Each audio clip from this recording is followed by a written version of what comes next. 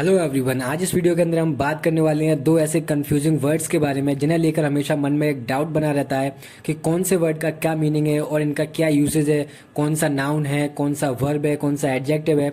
तो आज इस छोटे से वीडियो के अंदर हम बात करने वाले हैं ऐसे ही दो कंफ्यूजिंग वर्ड्स के बारे में, जिसमें से पहला वर्ड है इलिसिट और दूसरा वर्ड है एलिसिट। तो आज इस छोटे से वीडियो के अंदर हम जानने की कोशिश करेंगे जितनी भी पॉसिबल इन्फॉर्मेशन हो सकती है इन दो शब्दों के बारे में। तो चलिए स्टार्ट करते हैं आज का वीडियो और देखते हैं अपना पहला वर्ड। देखिए, अगर बात करें अपने पहले वर्ड इलिसिट की तो सबसे पहली बात, ये एक एडजेक्टिव है और इसका मतलब होता है नॉट अलाउड बाय लॉ और गवर्नमेंट और by the rules of society. अब इसका क्या मतलब हुआ? तो हिंदी में इसका मतलब है कानून या समाज के नियमों के खिलाफ। देखिए, कोई भी ऐसी सब्सटेंस या पदार्थ या फिर कोई भी ऐसी एक्टिविटी जो कानून या समाज के नियमों के खिलाफ हो तो उसका मतलब होता है इलिसिट। और इलिसिट एक सिनोनिम है किसका? इलीगल का। आई होप यहाँ पर आपको इसका मीनिंग समझ में आ गया होगा। चलिए इसके एग्जांपल्स देखते हैं कि इसके एग्जांपल क्या हैं। देखिए, पहला एग्जांपल है यहाँ पर, in Africa illicit trafficking is increasing day by day. इसका क्या मतलब हुआ कि अफ्रीका में जो गैर कानूनी जो तस्करी है वो दिन ब दिन बढ़ती जा रही है। दूसरा एग्जाम्पल है यहाँ पर, the Ronnie has a predilection for the more illicit things in life. अब इसका क्या मतलब हुआ? इसका मतलब हुआ कि जो रोनी है उसका जो झुकाव है वो क्या है, गैर कानूनी जो चीजें हैं उनकी तरफ क्या है वो बढ़ता जा रहा है। तीसरा एग्जाम्पल है यहाँ पर, the possession of illicit drugs in some countries carries very severe penalties. अब इसका क्या मतलब हुआ?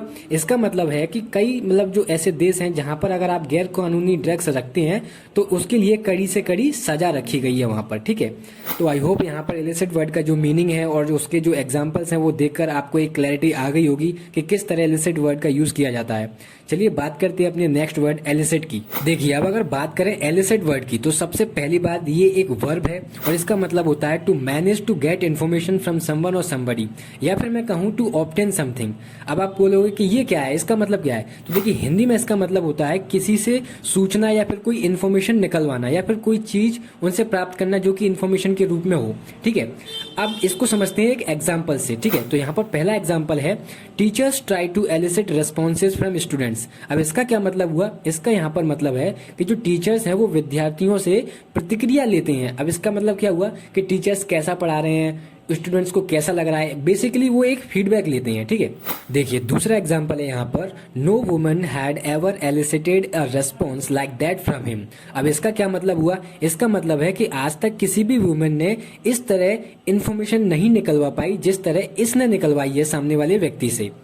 देखिए थर्ड एग्जांपल है यहाँ पर, the police has elicited the information from gangsters. अब इसका क्या मतलब हुआ? इसका मतलब हुआ कि जो पुलिस है उसने गैंगस्टर से जो इन्फॉर्मेशन है वो निकलवा ली है। तो ये था आज का एक छोटा सा वीडियो। यहाँ पर मैंने दोनों जो वर्ड्स हैं उनके बीच में जो डिफरेंस है वो क्लियर करने की कोशिश की है। अगर वीडियो अच्छा लगा है आपको तो आप लाइक कर सकते हैं और अपने छोटे भाई बहनों के साथ इसे शेयर कर सकते हैं। Now it's time to question of the day. देखिए, यहाँ पर मैंने जो इलिसिट वर्ड है उसका जो सिनोनिम है वो आपको बताया था इलीगल। तो आपको यहाँ पर सिंपल इतना बताना है कि इसका एंटोनिम क्या है। तो लिखिएगा आंसर कमेंट सेक्शन में, और जिस किसी का भी आंसर सही होगा मैं उसको पिन कर दूंगा जिससे कि सभी को सही आंसर पता चल जाएगा।